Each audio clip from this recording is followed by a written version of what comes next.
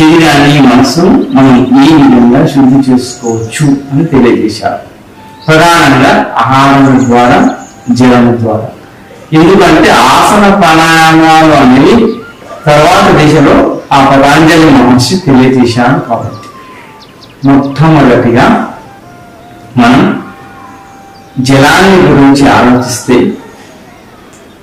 శరీరానికి స్నానం చేస్తూ ఉన్నప్పుడు, శుద్ధి చేస్తూ ఉన్నప్పుడు, ఈ శరీరాన్ని తడుముతూ ఉన్న ప్రతి సందర్భంలో, శరీరాన్ని శుద్ధి చేస్తూ ఉన్నటువంటి ప్రతి సందర్భంలో శారీరక శుద్ధి ఎలాగో జరుగుతుంది.